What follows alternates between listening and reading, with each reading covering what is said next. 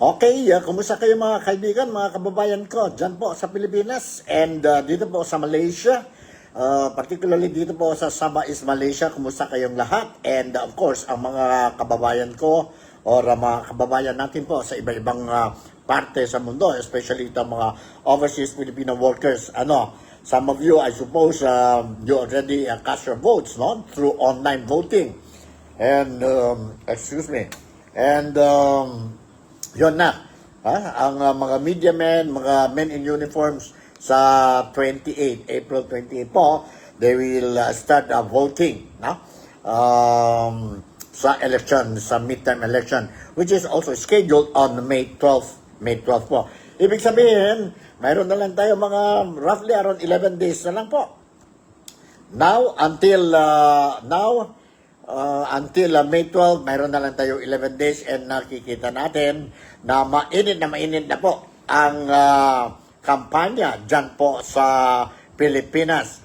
Mayroon na yung mga shokos letters issued by COMELEC sa mga kandidato, sa mga alleged vote buying. They have to explain kung bakit hindi sabihin natin disqualify sa kanya itong mga complaints regarding sa vote buying, no? And marami na. I think more than 100 shokos order were issued to this mga candidates nationwide ang COMELEC. Dahil malapit na talaga ang election. And some of you hindi pa decided kung kanino magboto sa May 12, no? So, all parties, especially ang two major parties dyan sa Pilipinas, ang grupo or Marcos team at saka ang Duterte team. Now, both of them are campaigning for straight votes. Kailangan daw straight votes ang mga Filipinos to vote during the May 12 midterm election dahil maraming rason po.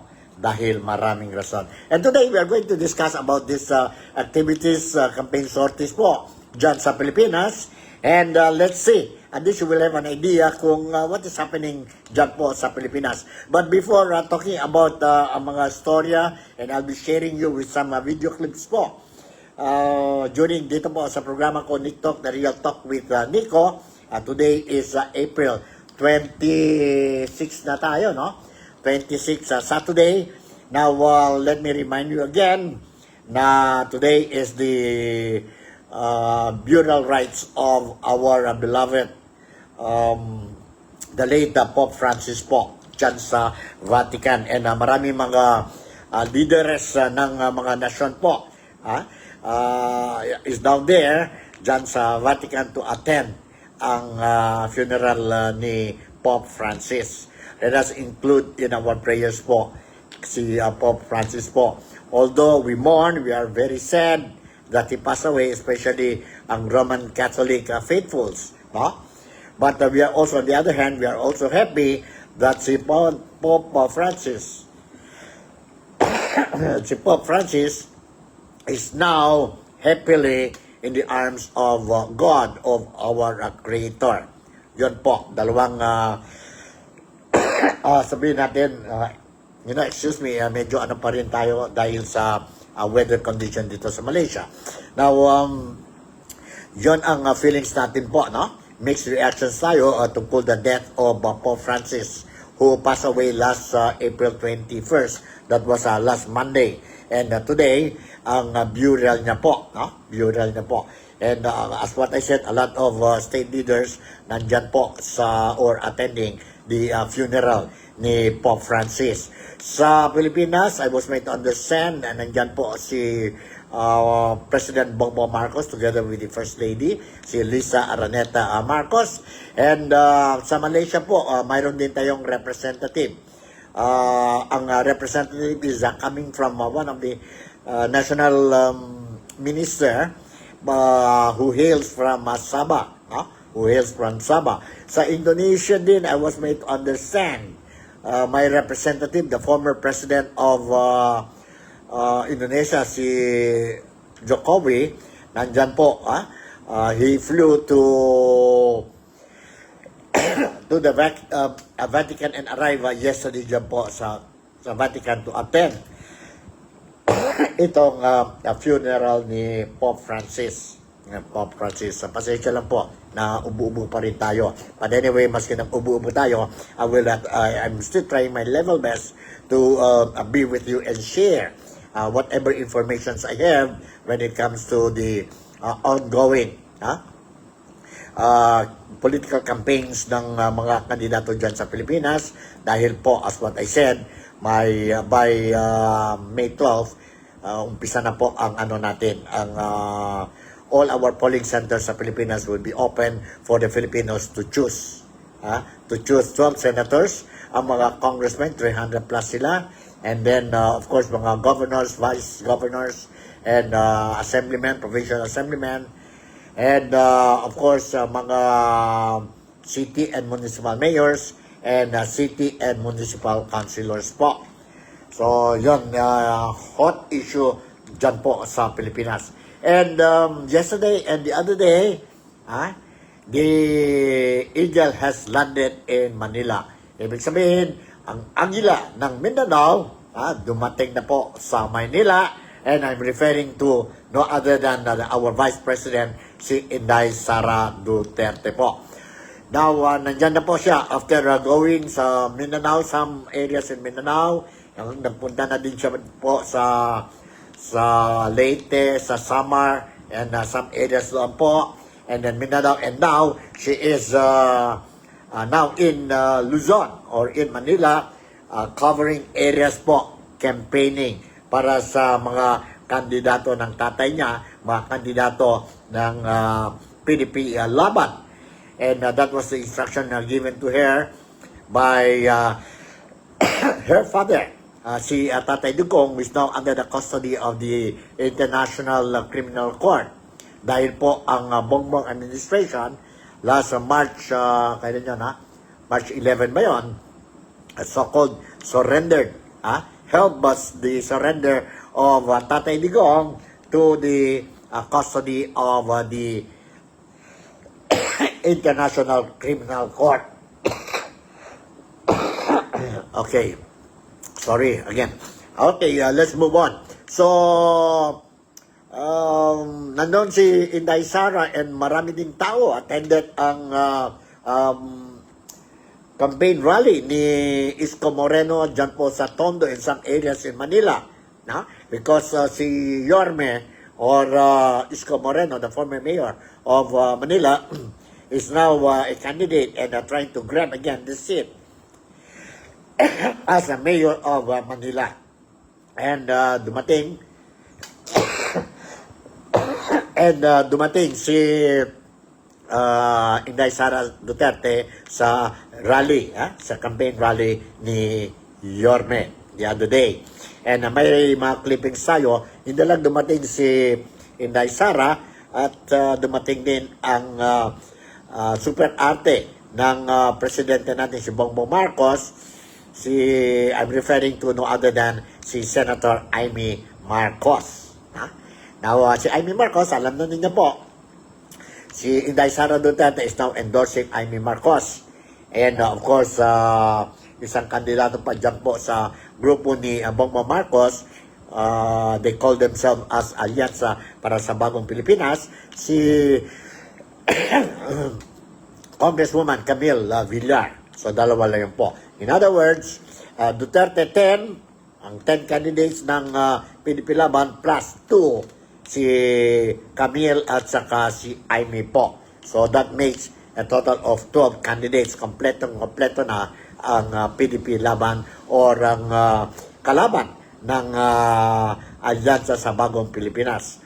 Si Alyansa ng Bagong Pilipinas, earlier from the start of the race, mayroon sila total candidate of 12, kompleto sila, but unfortunately ngayon menos na. Kasi mayroon na lumabas na sa grupo, and one of them is no other than si Senator Amy Marcos, who is the elder sister of Bongbong Marcos. And si Bongbong Marcos now wala sa Pilipinas nandun siya po sa Vatican. And of course, maski wala ang presidente, I suppose ang mga kandidato ni Bongbong Marcos is still sabihin natin na doing the rounds, no? Kasi 11 days na lang, no? 11 days na lang, tapos election na tayo. Ha? Election na tayo. So, to start with our, sabihin natin, programa for today, April 26, na? Saturday ngayon, I would like to share with you itong very touching letter.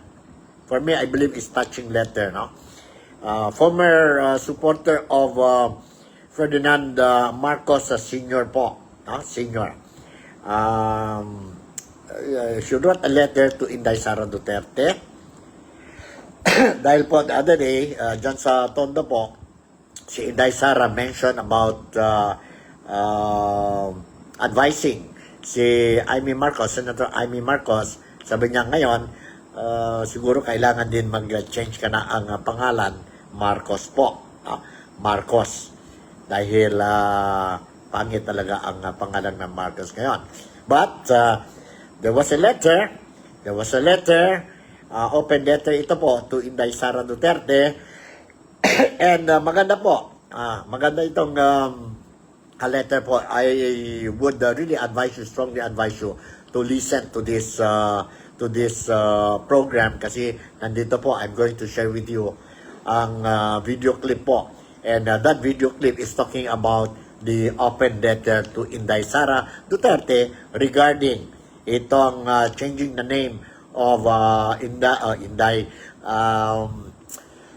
Amy Marcos.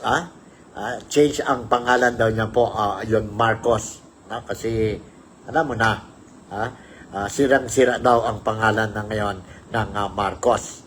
Although they were given a chance to redeem by the Filipinos, and what happened to the chance given to them by the Filipinos during the 2022 presidential election, parang spoil niya or took it for granted, and ganito po ngayon ang pangalan ni Bongbong Marcos.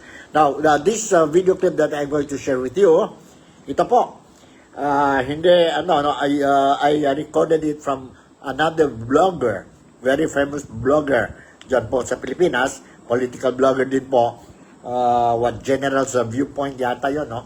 Ang title niya. And I will share with you ang sabihin natin ang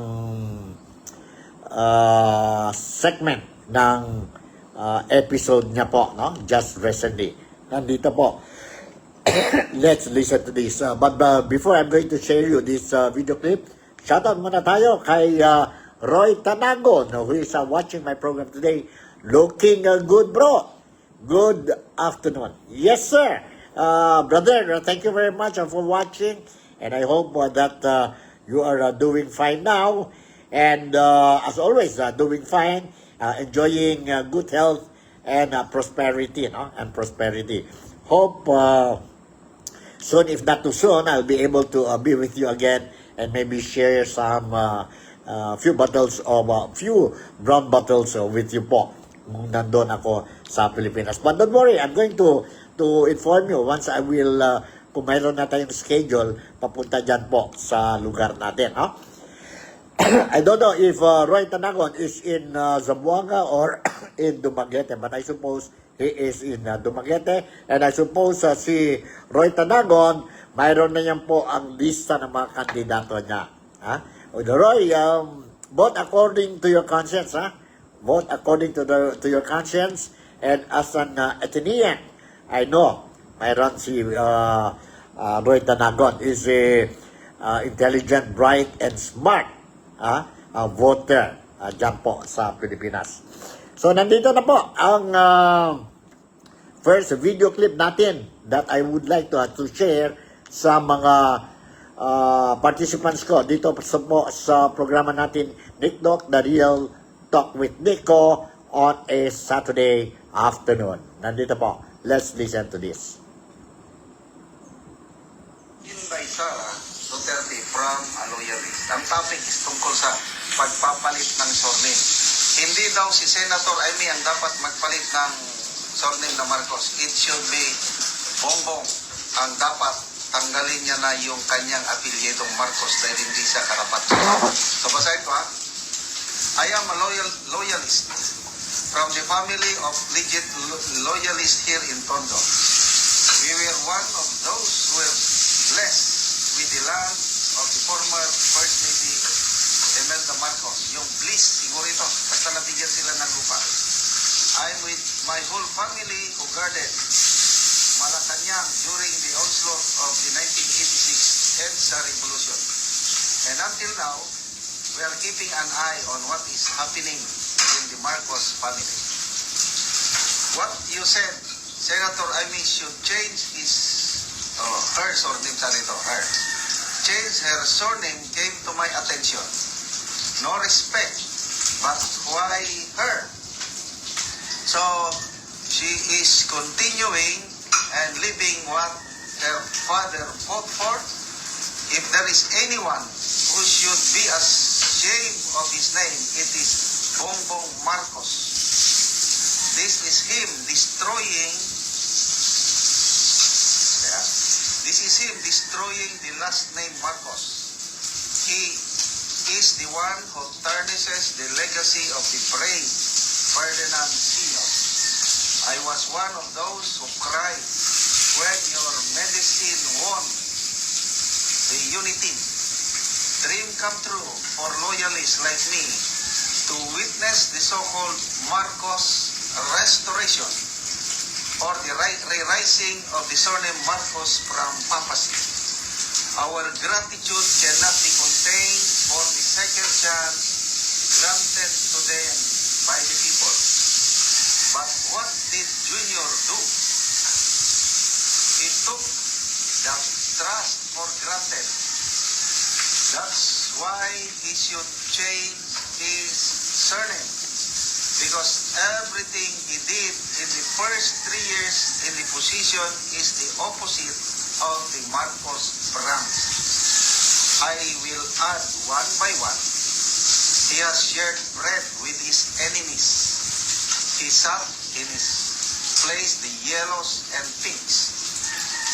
His family's enemies, his father's enemies. That's what he understands in unity, to unite with the enemy. Well, that's not unity but being alone. This is not the Marcos brand because it is important to their family to be faithful, loyal to their family, loyal to their friends, loyal to the people. Ako, agree ako dito. Itong mga yellow kakampik ang for 36 years sinira nila. Talagang inalimusta nila ang Marcos family. Tapos ngayon, nakikipag-alyansa na.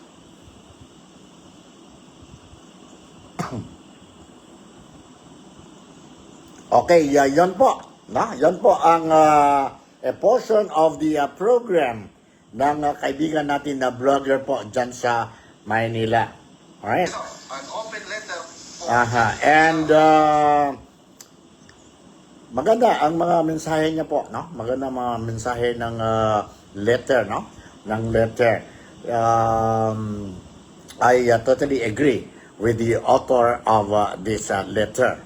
Alright, after my first video clip, I would like to share with you some reports, latest reports dyan po sa mga mainstream media sa Pilipinas and about the, sabihin natin, attendance of Inday Sara Duterte sa political rally ni Yorme dyan po sa Tondo, Manila. Sa Tondo, Manila. Alright. Saan tayo mag-start, ha? Okay. 147. Tingnan natin. 147. Saan yun? 147. Nakalimutan na tayo ang sequence, no? 147. 157, 147. Hold on. Sandali lang po. 147. Let's listen to this po. Let's listen to this.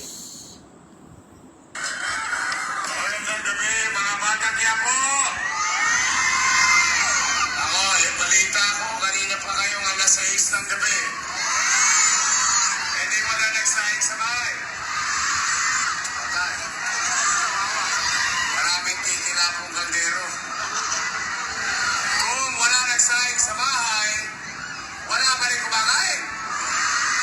Sigurado kayo? Diyan po ang Dapat introduction ni Yorme, diyan po sa rally nila sa Tondo, Manila. ngayong gabi, very special ang gabing ito sa Quiapo. Dahil mas gugustuhin ko na papapakinggan ninyo ang mensahe sa inyo mismo ni dating Pangulong Rodrigo Roa Duterte.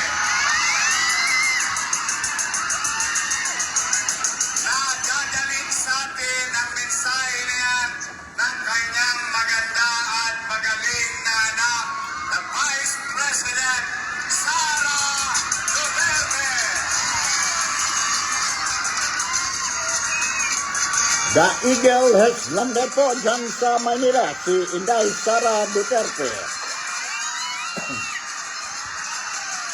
Yan na po. And notice, take note of the welcoming of clapping hands, mga clapping hands of ang mga audience po.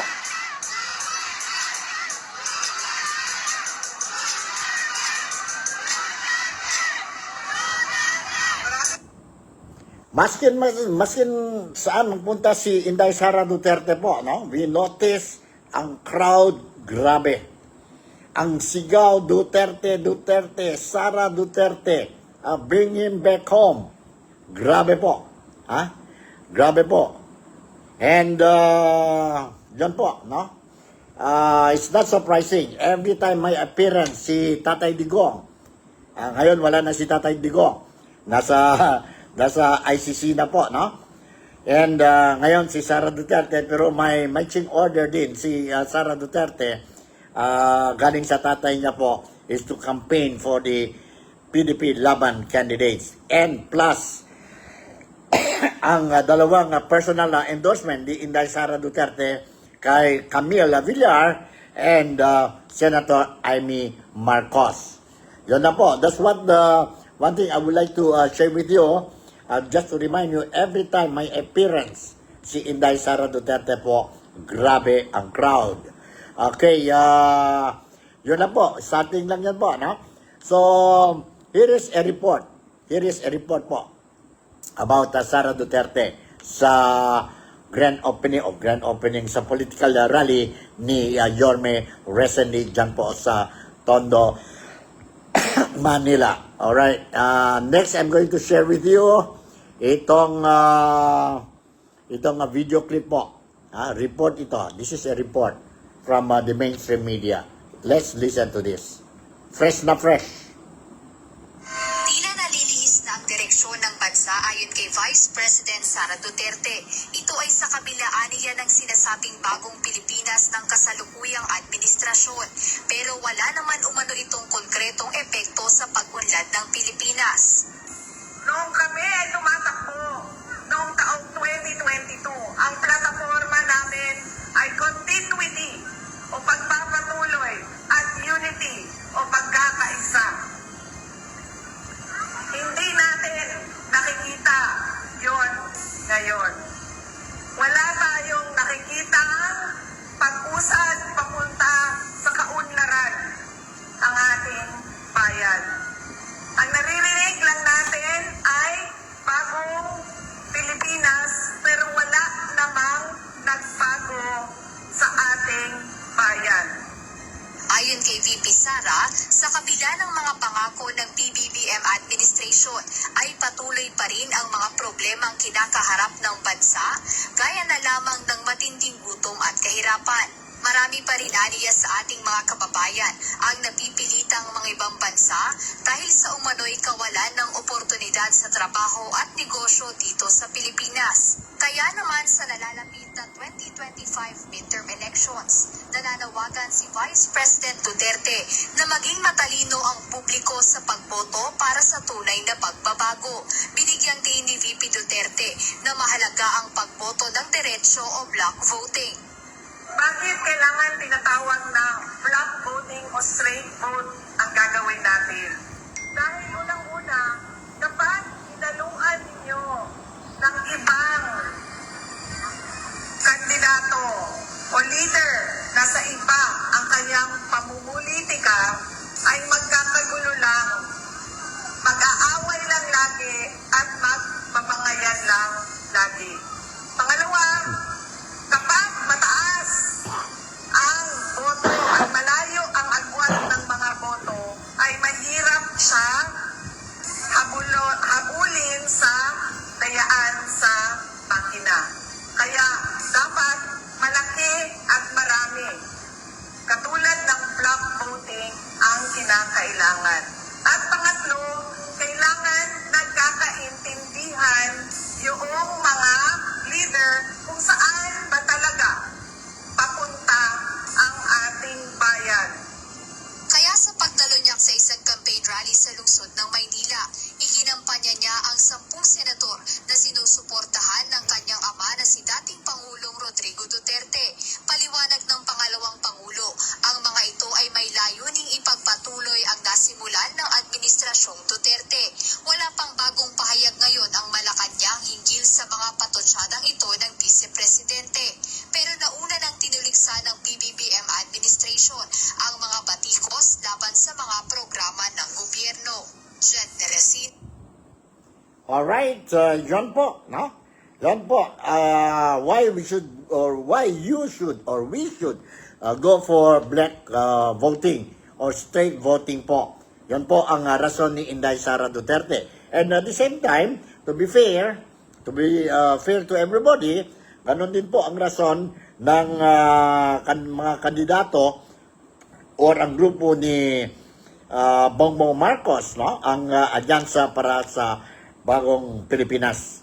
They are also asking the voters to go for a straight vote sa partido ng alyansa para sa Bagong Pilipinas for obvious reason or for the same reason. Now, depende na sa atin po, no? Depende na sa atin. Depende na yan sa atin po. Basta, para sa akin lang po, if we really love the Philippines, of course, I know you really love the Philippines, let's vote according to our conscience. And not because they are handsome, not because that they can entertain you, they can make you laugh, not because they are giving you t-shirts or giving you even cash, which is a violation under the COMELEC rules and regulation, no? Yung mga ayuda ng bigay sa inyo po, I for one will say, dapat lang kunin natin yun po. Why? Because pera natin yun eh. The thing is that when they give itong mga ayuda, financial assistance of the government or coming from the government, itong mga politicians, itong mga kandidato, they make it appear na galing sa kanila. At saka, parang, they will make it appear na galing ito sa akin, tapos, this is how much I'm concerned, kaya nga, I'm giving you some cash assistance. At saka some goodies, like bigas, o ano-ano man, no? Pero sa totoo lang po, hindi. That is the government. Maskin you will not vote them or not, ang gobyerno is obliged to make sure that the interest and welfare of every Filipino will be properly secured. Properly secured. Yun po. Huwag natin kalimutan yun po. Hindi yun pera nila.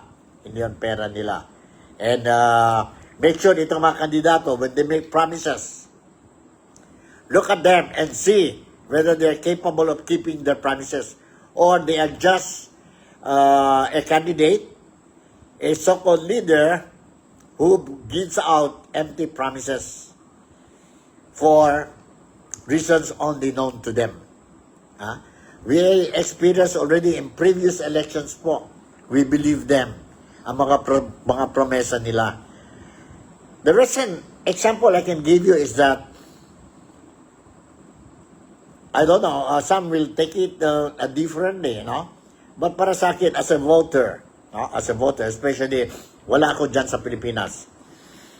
When itong Unity Team, 2022, no? When they were campaigning, they were saying, no? But they were saying that itong 20 pesos per kilo ang rice po, no? They would try to sabihin natin push down ang price to 20 pesos per kilo. Kasi alam na ninyo po, ang presyo ng bigas since 22 pa, no? Tumaas na talaga po. Like, at first it was 30, 40 per kilo, 50, dumating na po, there was a certain time, I think last year na po, dumating na hanggang 70, slightly over 70 per kilos po. So, mabigat talaga yun sa mga Pilipino. And, may mga promesa. Some they say, promesa la, hindi yung promesa. Forecast nila. Ha? Pero medyo parehas din yun. But for you during the campaign period, you say, ito ang forecast lang namin. So, to make it appear na you will be able to convince ang mga voters to support your candidacy, you will make it appear that it is already a promise. If you vote for me, I will push down ang price ng bigas natin po. And it never happened. It never happened. Since the Marcos administration, first day niya, hanggang ngayon po. And of lately, I think 2 days ago, may announcement ang gobyerno ni Bongbong Marcos na they are going to launch itong 20 pesos per kilo rice program next week. Next week po. And to start with, dyan po sa Visayas. As what I said in my earlier blogging, why Visayas only? Hindi ba kaya yon? Kung gusto talaga,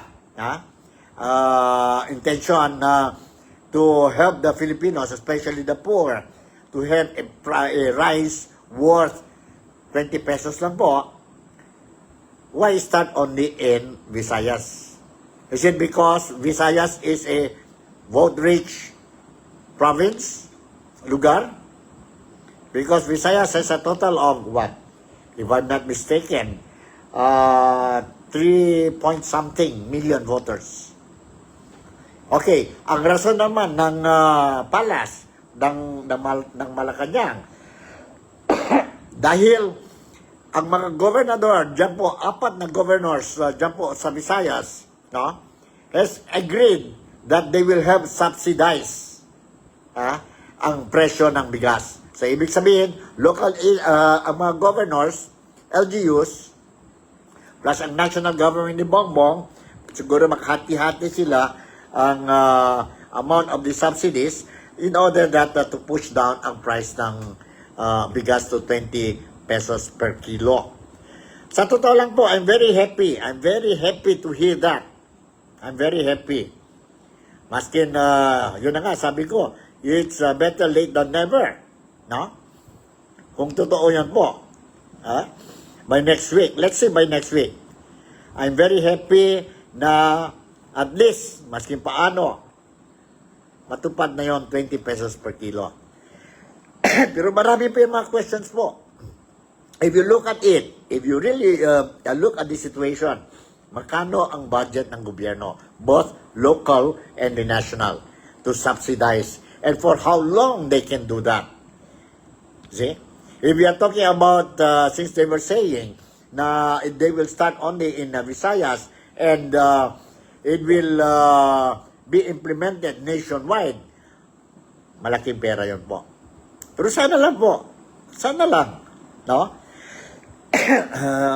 It will be a reality. It will be a reality. Kasi kailangan tayo po ang presyo, 20 pesos per kilo. Malaking tulong na yun po sa mga Pilipino. Especially yon mga mahirap. See? But the other question I would like to ask is, hindi din sila nag-announce anong klase ng bigas. See? May kunting knowledge tayo sa bigas po. Mayroon tayong category sa bigas. Ang bigas natin po, mayroon 5% broken, 15% broken, 25% broken, and 100% broken. Karamihan, mga presyo ng bigas, mga 50 plus, coming from India, Pakistan, Meron from Myanmar, Thailand, no? Yung mga 5% na bigas po, ganun ang presyo. Imported rice, ganun ang presyo. And okay na yon. Malinis, sarap, and 20% broken lang. And then meron pa another category. That is the 15% broken. Okay pa rin yun. Sa mga restaurant, see? Okay pa yun. At meron pa rin, isa pa, category o classification ng 25%. Pwede na din yun sa mga middle class, a little bit poor, pero pwede na yan. Masarap din yun. But if you remember, last year, ang gobyerno ni Marcos was saying that mayroon tayo, we will sell the rice. Hindi pa tayo pwede mag 20 pesos per kilo, pero we will reduce the price. I think slightly over 30 pesos per kilo. And what kind of rice they're talking about? They're talking about the old stock of the Department of Foreign Affairs, National Food Authority. The old stocks, marami pa daw dyan po, old stocks sa National Food Authority. And at the same time, mayroon silang bigas, but itong bigas po is 100% broken. Maganda yan po sa mga lugaw. Gawa ka ng lugaw. And based on reports coming from these rice-producing countries, itong 100% or 100% broken rice po, normally, ang mga buyers yun po are those who got poultry, piggery, because they will feed this sa mga animals, hindi na sa human beings. But of course, this is still fit for human consumption. Kaya nga, nagsabi ang gobyerno, okay, mayroon na tayo dito, 30 plus, mababa na, but 100% broken ito po. Ganon ba? Ganon ba? I don't know po, I'm sorry ha. Ganon ba? Hanggang dyan na lang ba ang deserving ang mga Filipinos sa 100% broken? Nakakahiya naman yan po. Kung kayo dyan sa itaas, mga governors, mga senators, mga congressmen, and you are saying na okay, nandito na po, ito na, mura na ang bigas natin. Can you first do that thing? You buy, you eat, and feed it to your family.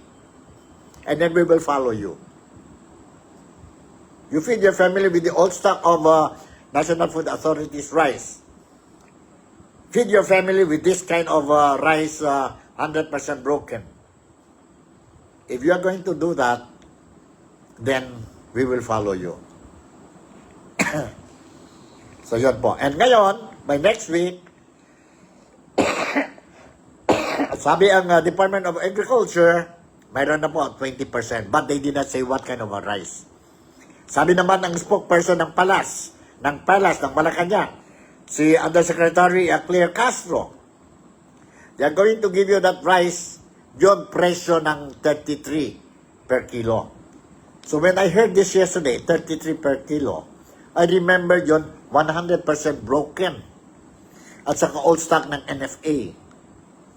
So baka yon. But anyway, baka lang yon. Let's wait and see next week po. Let's wait and see next week.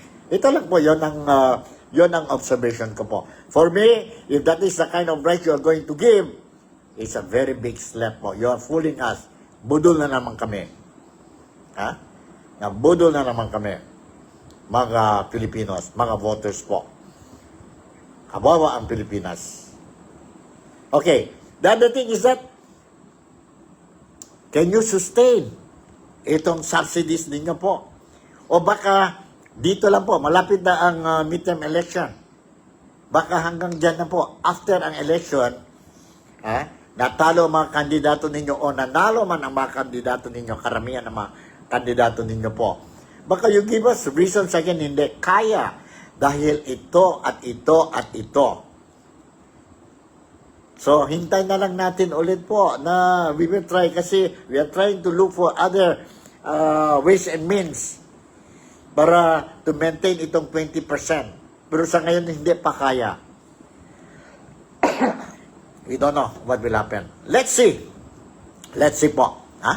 And, yeah, mayroon mga criticisms, bad and good criticisms coming from the public, coming from our, sabihin natin, mga political leaders, no less than our Vice President, Inday Sara Duterte, criticized negatively itong 20 pesos per kilo rice. May puntos ba siya? O wala? Kayo na po maghusga. Ha? Kayo na po maghusga. Anyway, I'm itong program ko po is more on disseminating informations sa mga followers ko po, no? Dito sa Nick Talk, The Real Talk with Nico. Mayroon pa tayo isang report dito po. I will share this report to you. You hold on, ha? Andito po.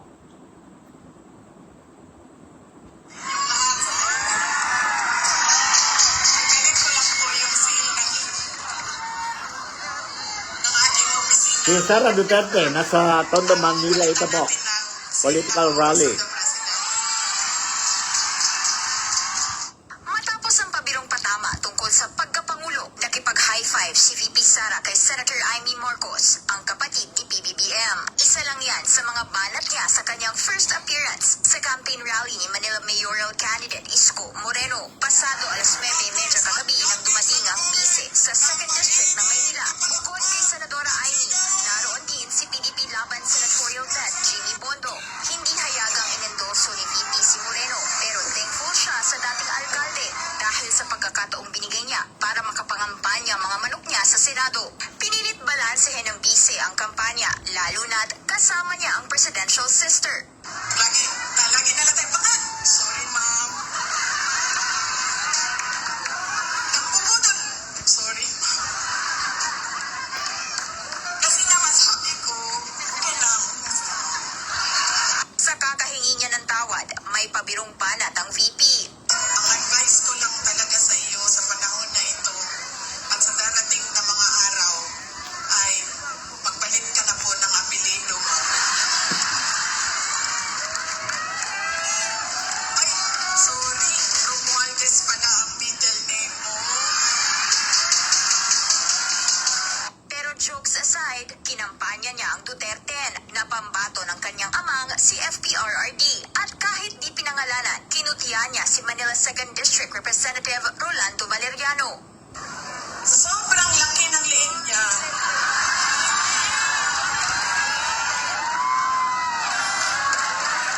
naiipit na yung boses niya. Hindi naman dyan, Christians!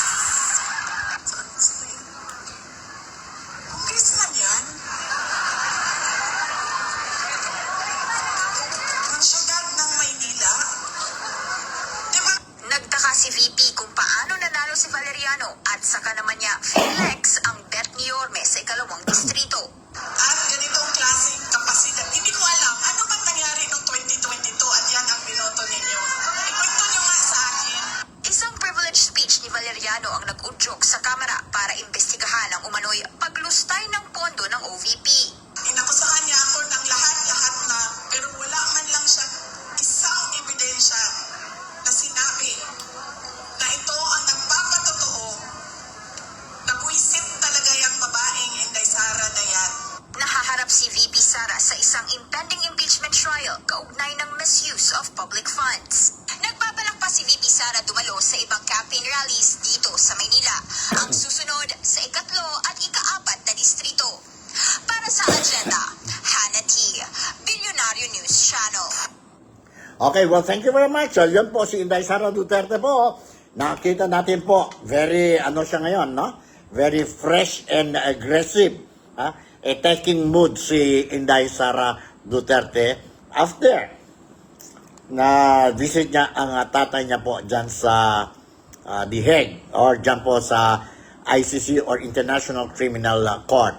And now, kita natin parang focus na po sa kampanya with the 11 days remaining campaign period po, no? Siguro hindi na 11 days. Kasi by May 10, tapos na po ang campaign period. Tapos na ang campaign period. Alright, let's move on po. Ang next, may request ako dito kanina. Sabi niya, sir, mayroon ka ba ang yung speech, mahabang speech ni Inday Sara Duterte. But they want to listen kung may video clips daw ako sa speech ni Inday Sara Duterte. Okay, let's see if I can give you. Nandito po. I will see kung kaya ba ito. 137. Okay, 11:37 na tingnan natin. Okay, I'll try to share with you ito. And medyo kunting mahaba kunti, but ito po ang speech ni Inday Sara Duterte. Wala na. Sandali. Salamat ay sa inyong lahat. Mga Hold on, kababayan. Ito sa Hold on. dapat ngayon dapat ako magsasalita, pero ngayong gabi very special ang gabing ito sa Quiapo dahil mas gugustuhin ko na mapakinggan ninyo ang mensahe sa inyo mismo ni dating Pangulong Rodrigo Roa Duterte na dadalhin sa atin ang mensahe na yan ng kanyang maganda at magaling na anak na Vice President Sara Duterte.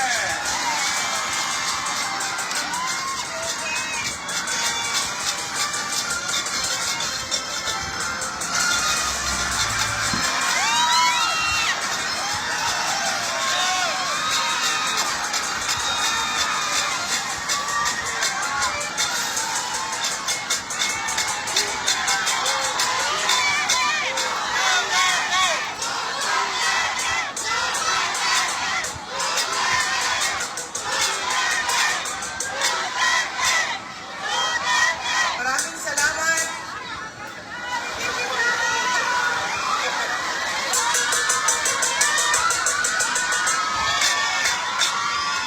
Assalamualaikum warahmatullahi wabarakatuh. Madayaw mayong gabi kaninyong tanan. Magandang gabi sa inyong lahat. Unahin ko po muna ang aking mga pagpapasalamat. Nagpapasalamat tayo sa ating babalik na Mayor Isko Moreno Dumagoso sa kanyang pagpapahiram sa atin ng stage, ng ilaw, ng kuryente, ng mikropono para mapaabot sa inyo ang aming mga mensahe ngayong gabi na ito. Pangalawang pagpapasalamat ay sa inyong lahat, mga kababayan, dahil marami sa inyo ang hindi pa kumakain, hindi pa nagluto, pero nandito galing pa sa trabaho, pero nandito kayo para makinig sa amin at sa aming mga mensahe para sa bayan. Maraming salamat po sa inyong lahat.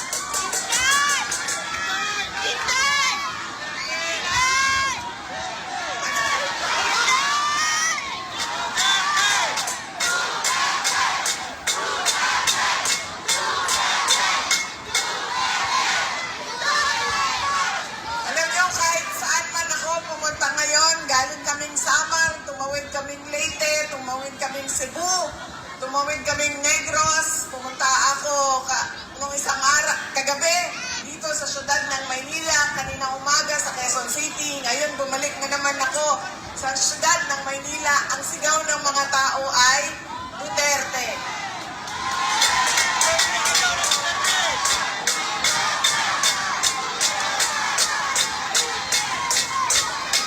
Baka lang po, nakakalimutan ninyo na hindi po ako kandidato ngayong eleksyon. na ito. Pero nandito ako para maglabas ng nararamdaman ng karamihan ng taong bayan sa ating pamahalaan ngayon. Pero tapusin ko po muna ang aking mga pagpapasalamat. Ang sunod po na pagpapasalamat ay mula sa akin, personal, sa inyong lahat, mula sa mga kasamahan ko at sa aming opisina sa tanggapan ng pangalawang Pangulo sa inyong patuloy na suporta at pagtitiwala sa aming lahat. Maraming salamat po sa inyong mga kababayan. At ang huling pagpapasalamat ay mula po sa pamilya namin, ang pamilya Duterte. Napakalaki ng utang na loob namin sa inyong lahat sa pagkakataon na ibinibigay ninyo sa amin na makapaglingkod sa ating bayan. Dako, kaayo, ang amuang utang na kabubuton kaninyong tanan sa oportunidad na ginahatag ninyo kanamo nga mga makaserbisyo sa ato ang nasod. Daghan kaayong salamat. Salamat. Alam nyo, marami sa ating mga problema ngayon ay dahil sa ugali nating mga Pilipino kung paano tayo pumipili ng leader ng ating mga komunidad at ng ating bayan. Una na ugali ng Pilipino ay kung sino yung napapatawa sa kanila, sumasayaw, kumakanta, na-entertain sila, ay yun ang naaalala nila pag-upo nila doon sa presinto, sa voting precinct natin. Hindi na natin tinatanong, ano ba ang pangako ng tao na ito nung siya ay tumayo sa entablado para mangampanya. Tinupad ba niya ang kanyang pangako? Yan ang ugali natin. Maganda sa paningin, sumasayaw, na-entertain ako, naaaliw ako sa kanya, iboboto ko siya. Hindi na natin tinanong. Noong ba ikaw ay nangako na 20 pesos ang kilo ng bigas ay tinupad mo ba?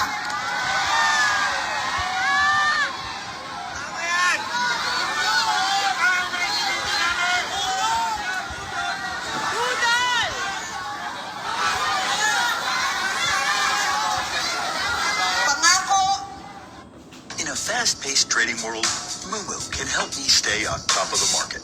I can dive into company... Noong taon 2022 na kampanya, 3 taon kinalimutan at ngayon may darating na naman na halalan. Meron na naman tayong kuno 20 pesos na bigas doon sa Visayas. Na para bang nakalimutan na ang Luzon at Mindanao dahil hinahabol ang boto ng Visayas. Yan ang ugali natin. Hindi na natin tinatanong, nung tumayo ka ba, binigay mo ba yung pangako mo? Pangalawang ugali ng mga Pilipino sa pagpili ng kanilang mga leader.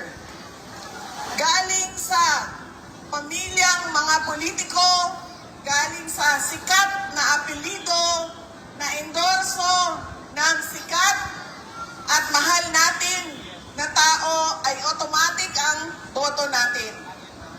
Hindi dahil Duterte yan, ay automatic ang boto ninyo. Dapat tinitingnan din ninyo ano ba ang kapasidad at abilidad ng tao na ito. Duterte ka, pero ano ang kaya mong gawin para sa bayan? Kailangan ko banggitin na ang congressman ninyo dito sa distrito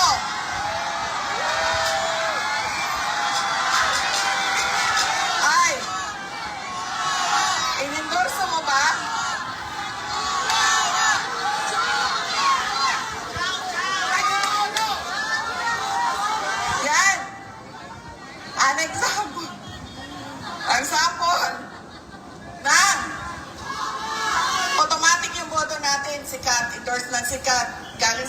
kaibigan ng mga politiko Duterte yan, boto natin yan.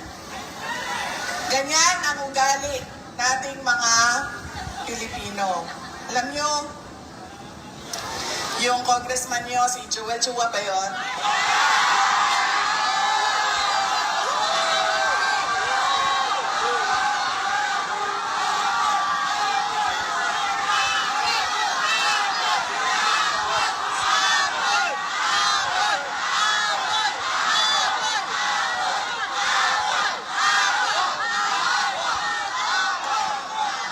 Sabi nung isang kaibigan ko na tiga Cebu, na kaibigan din niya. Sabi niya, pare, bakit mo naman ginaganyan si Sara? Wala naman niyang ginawa sa iyo. Sinisira mo ang pangalan. Sabi niya doon sa kaibigan namin, utang ina pare, hindi ko naman kilala si Sara at hindi niya ako kilala. So ano bang pakialam ko sa kanya? Utang ina rin. Utang ina niya rin. Nandito ako ngayon sa distrito niya.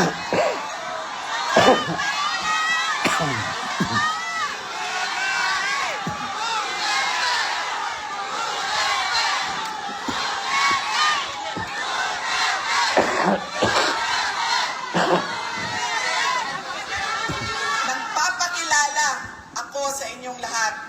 Ako, si Sara Duterte. Kaya ko makipag-away sa kanal.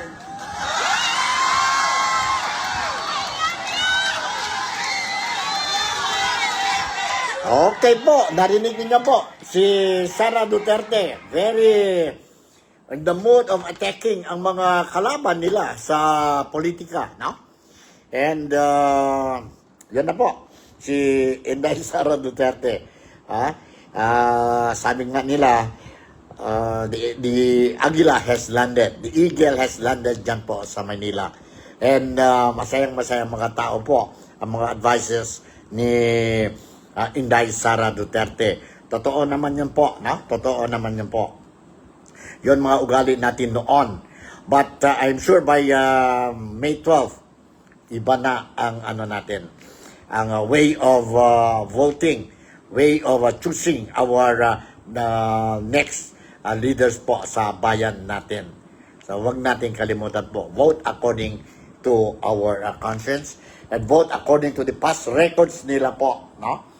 Kung you feel na not deserving yan, but very good in entertaining us and giving empty promises, so pabayaan na natin yan sila po. It's about time that they have to go. Enough is enough. Para sa akin po, that's how I look at it. That's how I look at it. No?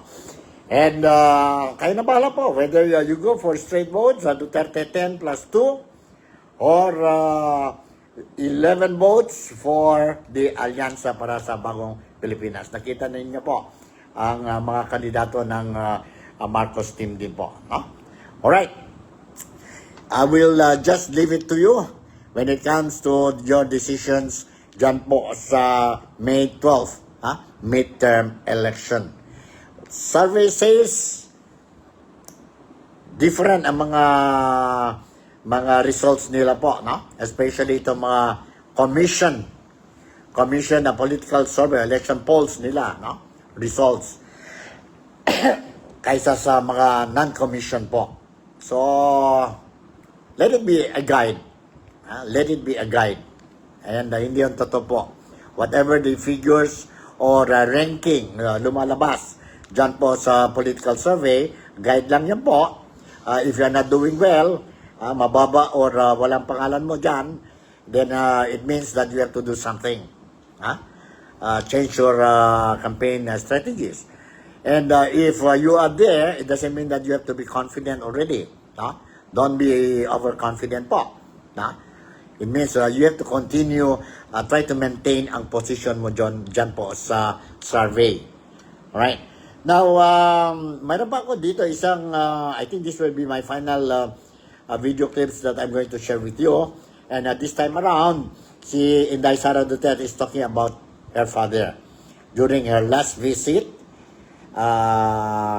recent call or conversations with Tatay Digong. Nandito po, let's listen to this. Ang conversation o revelations din po ni Inday Sara Duterte about her father. Nandito po. Duterte. Wala naman po siyang problema sa sakit. Ang kanya lang ay hindi siya marunong sa gawaing bahay. Hindi siya marunong maglaba, hindi siya marunong magluto, at hindi siya marunong maglinis ng kanyang kwarto. At isa pa doon, siya ay may edad na, 80 years old, si Pangulong Duterte. Siya daw?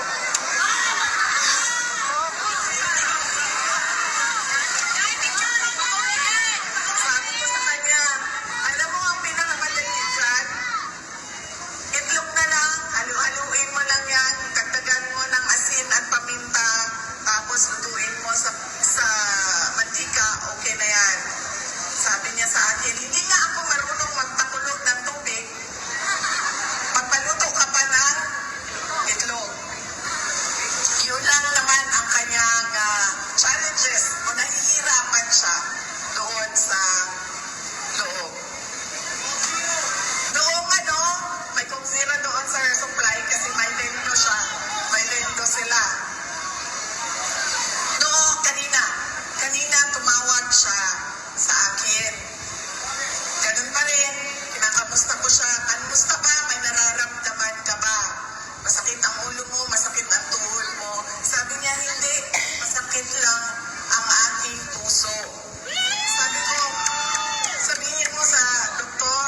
Sabi niya, bakit masakit ang puso mo? Sabi niya, ay, nawala na kasi ang mga girlfriend ko.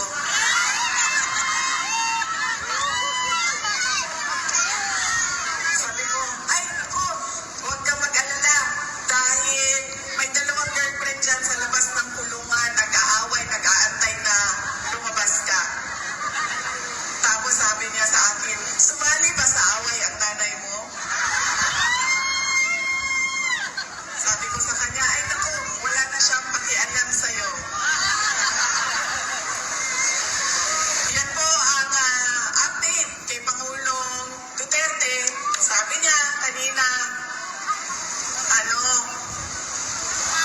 kailan mo ba ako ilalabas dito sa detention center? Sabi ko sa kanya, relax ka lang dahil mamayang gabi meron kaming meeting doon sa distrito ni Joel Chua.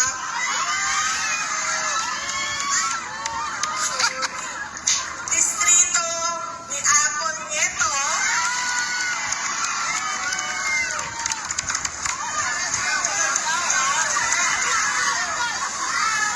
At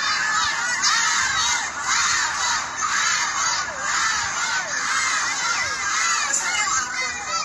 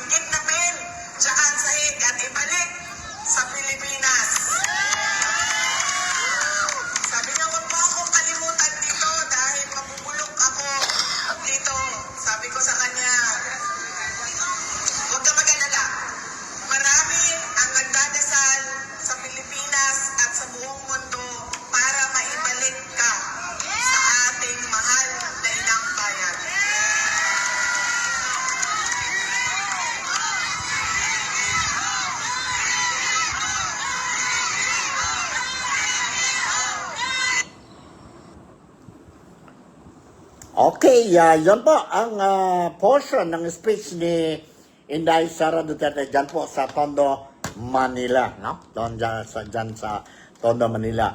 And you notice na ano talaga si Inday Sara Duterte, nasa filing mood siya ngayon, no? This remaining 11 days pa? 10 days? And let's see if she can still change yung mga convince yung mga undecided pa, mga voters po. Because by this time, karamihan ng mga voters ngayon po, may desisyon na sila po kung sino mga kandidato nila, no? Mga kandidato nila. And with her moving around ngayon nationwide, baka she will be able to lure more votes, especially coming from those who are still undecided. So far, nakikita natin na parang ano talaga, ang PDP laban na candidates na are improving their markings po. But let's see. I'm just basing this sa mga surveys, sa mga chika-chika dyan, left and right, sa mga tao. Kaya dito sa Malaysia, although, sabi natin, we cannot say 100%, but based on the previous two elections, 2016 and 2022, ang Malaysia is still considered a Duterte country. Ibig sabihin, most likely, siguro mga 80-90% ng mga voters dito po, qualified voters, Filipino qualified voters dito sa Malaysia, they will go for the Duterte candidates. Based on the previous two elections po, no? Ganon ang trend po. And I was there for more than 1 month sa Kuala Lumpur. I was asking ang mga Filipino communities natin dyan. Na-notice ko po na Duterte po ang Malaysia.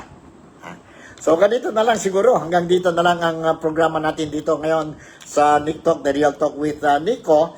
And I will make sure that any updates regarding the activities, political activities dyan sa Pilipinas, I will make sure that you will be immediately be informed, no? Para at least in one way or the other, ang mga Filipinos dito sa Malaysia will have a clear picture, and it will help them decide ang mga kandidato nila when they do their voting. In fact, we can already do our voting since Palm Sunday hanggang May 12 at 7 p.m. po. Pwede pa ang mga overseas Filipino workers to cast their votes. No? 12 senatorial candidates and 1 party list po. When we talk about party list, sa akin na po, I just want to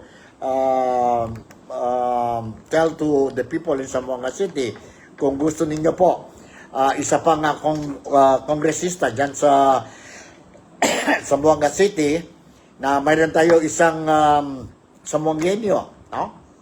Maganda ang record, and taga Zamboanga talaga po, taga Bolong, and record in terms of working experience, nasa gobyerno, mataas ang ang posisyon siya noon sa gobyerno, and of lately he became the chairman, president of the SSS as well as GSIS, and a young fellow like me. He was my classmate, of course, and of course my relative. But anyway, I'm not trying to campaign para sa kanya po, kasi itong decision nasa inyo po. Mine is just a guide. He is a good material to bring into the Congress, and I'm pretty sure na he will do great for Zamboanga City if he will be elected. Ang partido nila po, ang party list nila is SSS GSIS, pensionado. First nominee is no other than Zamboangenyo, si Rolando Rolly Ledesma Makasayit. Okay, I will repeat again. His name is Rolando Rolly Ledesma Makasait. He graduated in Ateneo, grade school kami, and hanggang high school, he is our valedictorian, and nag-aral sa dyan pa sa Manila. Ang 4 years niya, course, he managed to get it only for 3 years, and then he further studies abroad. And yun na po, nandyan na po sa gobyerno, for how many? I think with during the time of Estrada, Cory, Estrada, Ramos, and then Aquino again, and then Duterte, and then Marcos. Siya pa ang GSIS president and SSS president until finally he filed his certificate of candidacy last October to vie for the post of a congressman as a representative, a party list representative. Yun lang po. If you think, hindi pa kayo nag-decide, party list, my suggestion is, para sa Zamboanga, my suggestion is, good material si Rolly. Not only for Zamboanga, but for the whole nation po sa Pilipinas. So with this, I would like to say once again, pasensya lang po, nang ubo-ubo tayo dahil sa weather condition. And honestly speaking, I'm not feeling well. But I was thinking na kailangan ko po to do my vlogging dahil po malapit na ang election. And I want to make sure that ang mga followers ko po dito sa Nick Talk, The Real Talk with Nico, will be updated talaga po, no? Until the last day of the campaign period po, and that will be on May 10. So with this, once again, Nico Fabian would like to say thank you very much for making me a part of your day today. Malaysia, Sabah, the Philippines. God bless us all, and see you tomorrow. Happy weekend. Don't forget your Sunday obligation tomorrow. Bye.